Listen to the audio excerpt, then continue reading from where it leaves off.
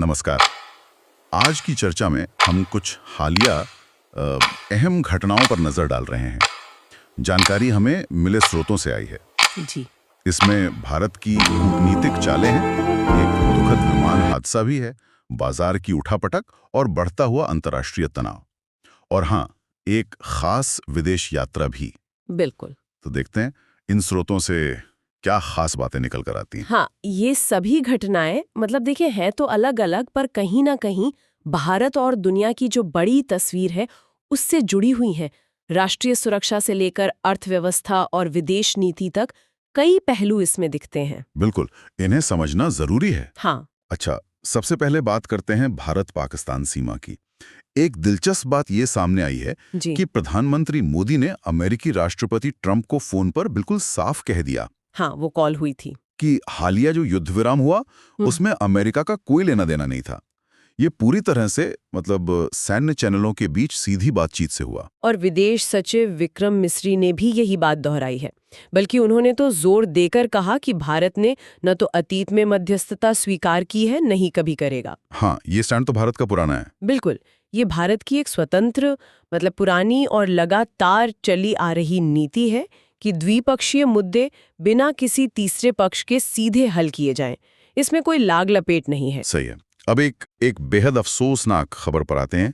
12 जून को अहमदाबाद में air India की फ्लाइट AI-171, हाँ, बोइंग 787 ड्रीमलाइनर। हाँ, ड्रीमलाइनर उड़ान भरते ही दुर्घटनाग्रस्त हो गई। इसमें विमान में सवार सभी 241 लोग और जमीन पर भी कम से कम 30 लोगों की जान चली गई। बहुत ही भयावह हादसा था ये। सचमुच बहुत दुखद खबर सुनकर ही सिहरन होती है। जांच तो चल ही रही है इसकी। हाँ, एक 59 सेकंड की सीसीटीवी फुटेज मिली है। उसमें दिख रहा है कि विमान टेक ऑफ के फौरन बाद नीचे आ रहा है, पर अजीब बात यह है कि उसमें इंजन में आग लगने जैसा कुछ साफ नजर नहीं आ रहा।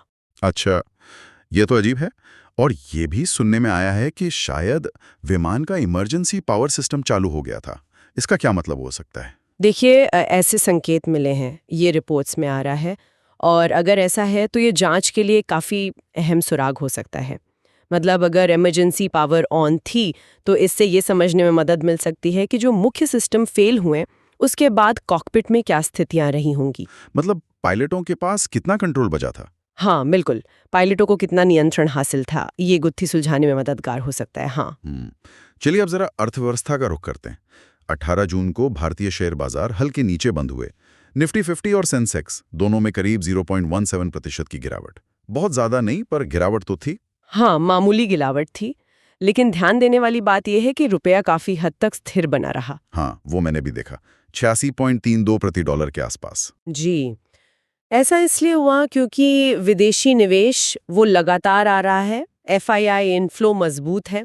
हालांकि दूसरी तरफ आप देखें तो तेल की बढ़ी हुई कीमतें हैं और खासकर मध्य पूर्व में जो तनाव चल रहा है, हाँ, उसका दबाव तो है। उसका दबाव भी है। सोना भी थोड़ा गिरा, -0.1%, और तेल $75 प्रति बैरल के आसपास बना रहा।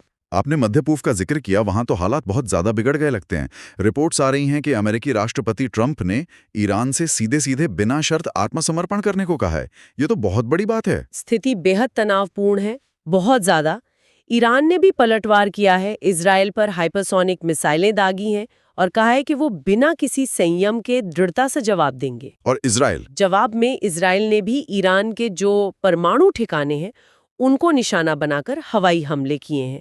तो ये एक खतरनाक चक्रव्यूह बनता जा रहा है एक्शन रिएक्शन का। उफ, इस माहौल में क्या कूटनीति की कोई गुंजाइश बची है? मतलब कहीं से कोई कोशिश हो भी रही है इसे रोकने की? कोशिशें तो हो रही हैं। देखिए, जर्मनी लगातार ईरान पर दबाव डाल रहा है कि परमाणु वार्ता फिर से शुरू करो। अच्छा, संयुक्त राष्ट्र के अधिकारी भी लगातार अपील कर रहे हैं कि तनाव कम किया जाए, लेकिन जमीनी हकीकत यह है कि सैन्य कार्रवाइयां रुकी नहीं हैं और ये चिंता की बात है।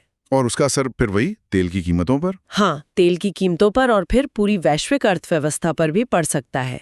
ये सब जुड़ा हुआ है। बिल्कुल।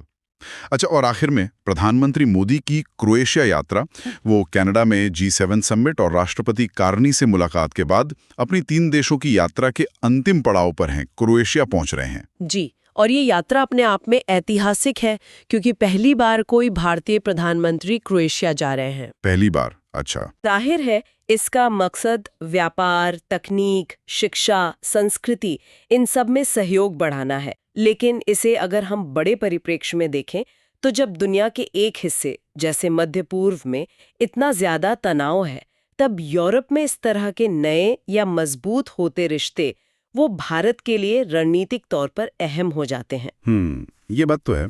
तो कुल मिलाकर इन स्रोतों से हमें एक तरफ तो भारत की स्वतंत्र विदेश नीति दिखती है, आर्थिक स्थिरता का एक झलक मिलती है। हाँ, तो दूसरी तरफ ये दुखद हादसे और बढ़ते वैश्विक तनाव की गंभीर तस्वीर भी उभरती है।